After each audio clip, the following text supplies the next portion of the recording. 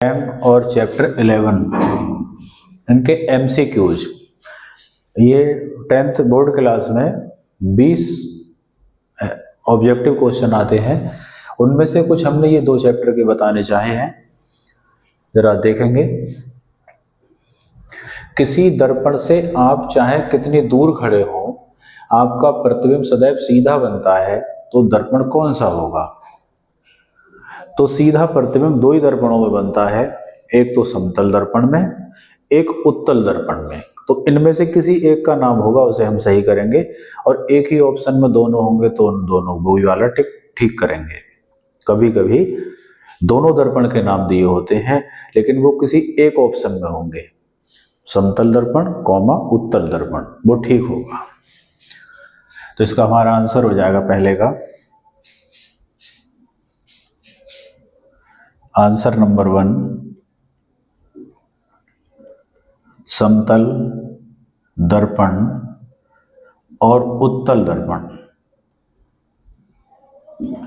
समतल दर्पण होता है घर में मुंह देखने का शीशा, और उत्तल दर्पण होता है जो हमारी बाइक में लगा होता है बैक साइड देखने का वो। आंसर नंबर 2, छोटे अक्षरों को पढ़ने के लिए आप कौन सा लेंस प्रयोग करेंगे?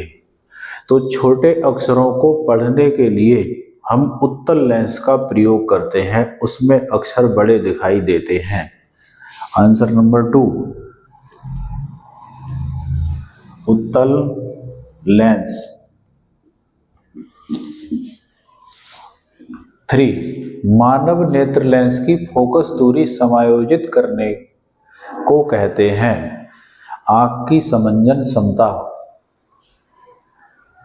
हम अपनी आंख से, नेत्र से जब किताब पढ़ते हैं, न्यूज़पेपर पढ़ते हैं, तो बुक को जब पास लाएंगे तो फोकस दूरी आंख की घटती है, और पास से पढ़ेंगे तो और घटेगी। दूर ले जाएंगे तो आंख की फोकस दूरी बढ़ेगी। तो आंख की फोकस दूरी घटाने बढ़ाने को ही आंख की समंजन क्षमता कहते हैं। तो इसे क्या कहते हैं?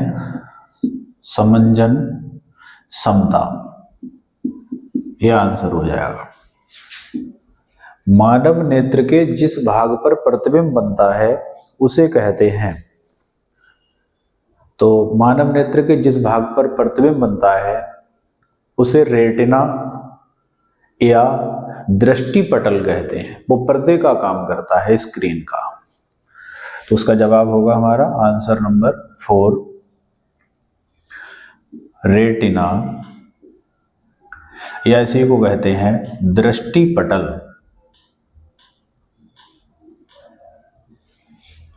दृष्टिपटल इसका आंसर हो गया। स्वस्थ नेत्र के लिए स्पष्ट दृष्टि की न्यूनतम दूरी कितनी होती है? अगर आंख स्वस्थ है तो स्पष्ट दृष्टि की न्यूनतम दूरी 25 सेंटीमीटर होती है। हम बुक को 25 सेंटीमीटर दूर रख के पढ़ें तो हमारी आंख कंफर्ट में होगी, आराम में होगी। तो हमारी आंख की फोकस दूरी चेंज होती है 25 सेंटीमीटर से अनंत तक।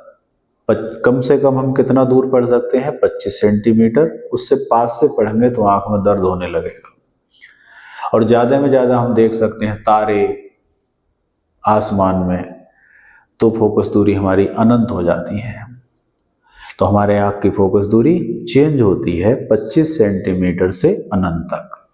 तो फिलहाल यहाँ न्यूनतम दूरी पूछी है, कम से कम 25 होती है। तो 5 क्वेश्चन का आंसर होगा, उसे कैपिटल डी से लिखते हैं। 25 में भी ऑप्शन 2 आ जाते हैं, -25 सेंटीमीटर की +25 सेंटीमीटर, तो +25 होगी। ये हो गया। अभिनेत्र लेंस की फोकस दूरी में परिवर्तन किया जाता है। हमारी आंख के बीच में एक काली पुतली होती है, उसके बीच में एक छोटी काली पुतली होती है, वहां लेंस होता है।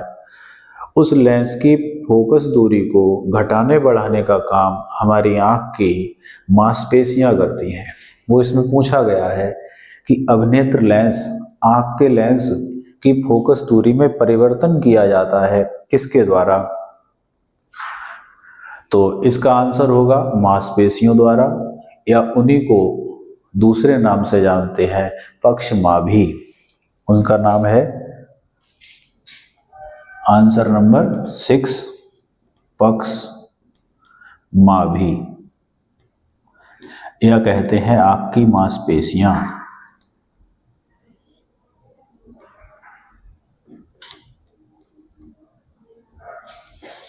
जिस तरह से बच्चे का नाम घर पे कुछ और होता है, स्कूल में कुछ और होता है, ऐसे ही ये दो नाम से जाने जाते हैं और इन्हीं को परितारिका भी कहते हैं। इनका आंसर ये हो जाएगा। क्वेश्चन नंबर 7, निकट दृष्टि दोष से पीड़ित व्यक्ति को चश्मे में कौन सा लेंस लगाना होगा? तो निकट दृष्टि दोष वाले को चश्मे में अवतल लेंस लगाना होगा। इसका आंसर होगा अवतल लेंस।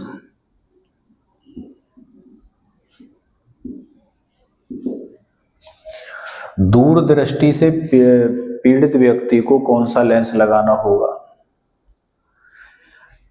उत्तल लेंस।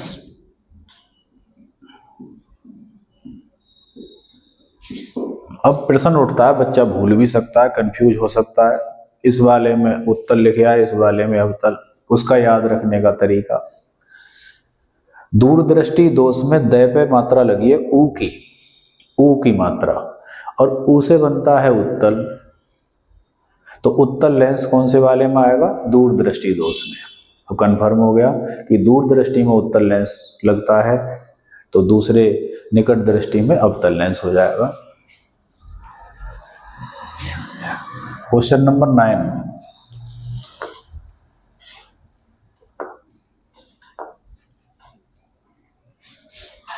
इसका आंसर, आकाश का रंग नीला दिखाई देता है किस घटना के कारण? ऑप्शन है परावर्तन, अपवर्तन, वर्ण विक्षेपण, प्रकीर्णन।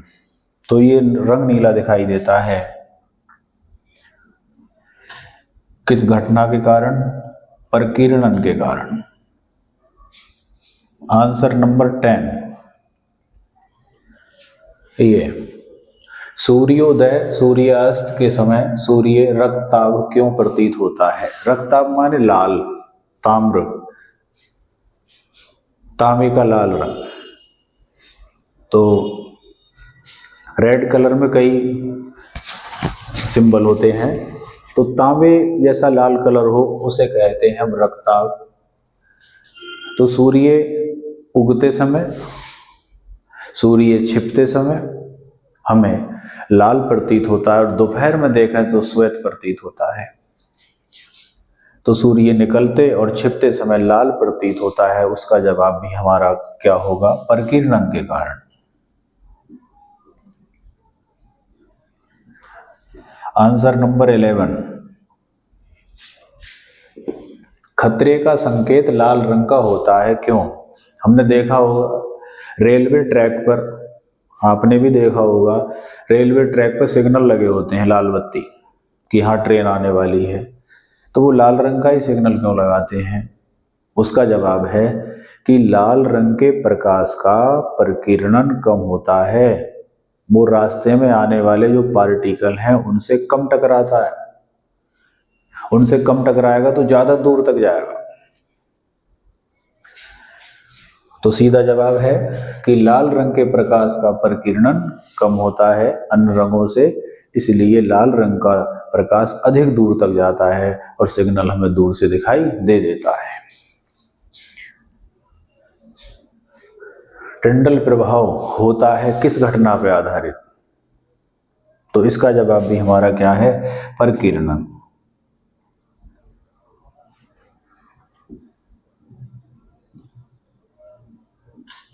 टिंडल प्रभाव का एग्जाम जो घटना है वो किस पर आधारित है? प्रकीर्णन पर।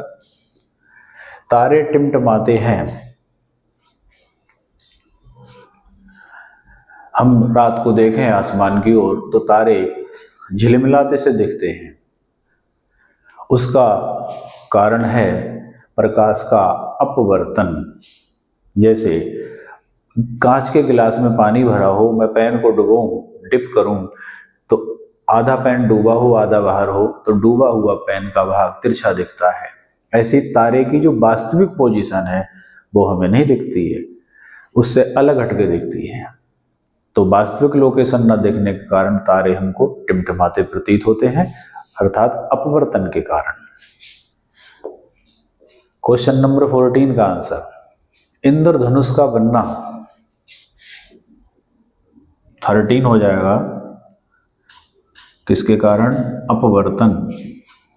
और 14 है इंद्रधनुष का बनना।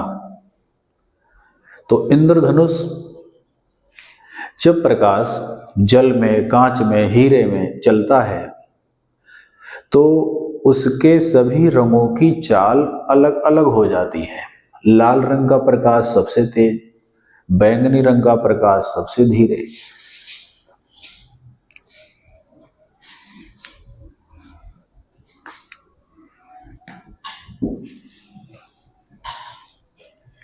वायु और आगे है कांच। तो वायु में सभी 7 रंग के प्रकाश की चाल कैसी रहती है? समान।